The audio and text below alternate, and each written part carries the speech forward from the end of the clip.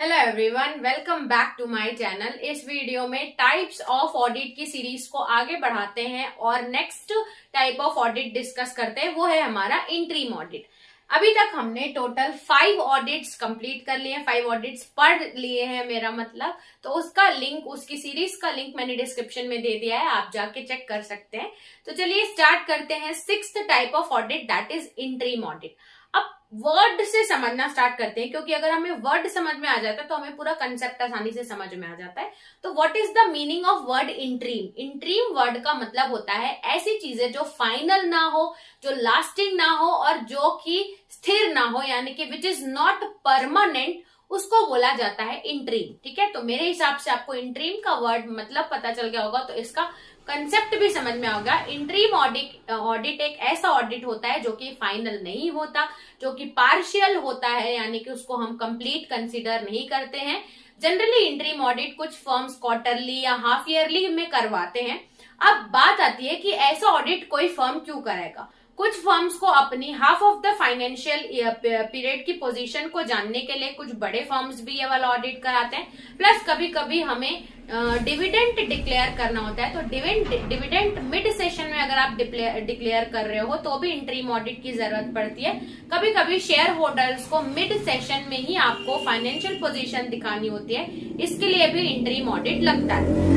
तो चलिए डिटेल में इसको समझते हैं। तो दिया है, it is a kind of audit which is conducted for a part of accounting year within some, कुछ मेन ऐसा इंटरिम पर्पसेस के लिए किया जाता है और पार्ट ऑफ फाइनेंशियल ईयर में किया जाता है। जैसे एग्जांपल है, अगर आप डिविडेंड डिक्लेयर कर रहे हो, जॉइंट स्टॉक कंपनी है, तो कंप्लीट ऑडिट आपको उस टाइम पे चाहिए और close for a part of, यानी कि अगर आप पूरी फाइनेंशियल पीरियड के हाफ ऑफ द सेशन को क्लोज करना चाहते हो तो इस पीरियड के लिए आप इंटरिम ऑडिट कराते हो।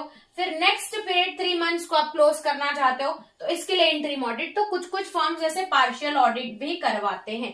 अब इसकी नेक्स्ट में पढ़ते हैं एडवांटेजेस क्या होंगे ऐसी ऑडिट में। तो जनरली हमको मतलब समझ में आ गया तो हम एडवांटेज लिख सकते हैं, जैसे कि ये इजी होता है। अगर आप पार्ट पार्ट में या मिड सेशन में आप अपना ऑडिट करा के कंप्लीट कर लेते हैं तो ये बोला जाता है कि इसको अगर आप फाइनल कंप्लीट करना है तो जब आसान होगा, क्योंकि आपने आधा आधा ऑडिट करा दिया है।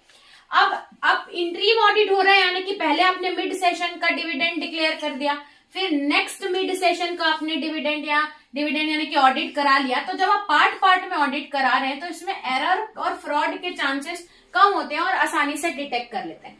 फिर आता है कि ये कोर्स ऑफ ईयर हेल्प क्या करता है इसमें ना, अगर आप इंटरिम ऑडिट करा रहे हैं तो मिड सेशन में आप एम्प्लॉइज को पता है कि साल भर बाद नहीं, मिड सेशन में उनकी परफॉर्मेंस को चेक किया जाएगा। तो ये बोल सकते हैं कि ये मॉरल चेक भी करता है स्टाफ को। उसके बाद इंटरिम पर्पसेज, या जब हमको इंटरिम फिगर चाहिए, मिड सेशन में कुछ फिगर चाहिए होते हैं, उनके लिए भी ये ऑडिट मदद करता है। Helpful when publication of interim, अगर आपको पब्लिश करना है कि अभी तक कंपनी कितना अर्न किया, क्या पोजीशन है, तो आप इंटरिम ऑडिट करा सकते हैं।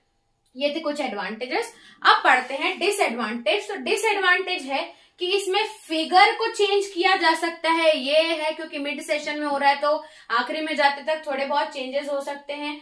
फिर आता है एडिशनल, बहुत ज्यादा बर्डन हो जाते हैं, क्योंकि अब क्वार्टरली हाफ ईयरली में अगर आप ऑडिट करा रहे हैं, ऑडिट कराना इज अ बिग टास्क, छोटे 1-2 घंटे का तो काम नहीं है, तो इसमें एडिशनल वर्क हो जाता है और स्टाफ थोड़े बहुत ज्यादा और बर्डन वर्क में चले जाते हैं, जिनके कारण वो कंपनी पे 100% फोकस नहीं कर पाते। ठीक है, तो ये कुछ डिसएडवांटेज और एडवांटेज मैंने लिखी है। अगर आपके पास कोई और भी होगी तो आपको कंसेप्ट समझ में आ गया तो आप अपने हिसाब से भी बना के आंसर लिख सकते हैं।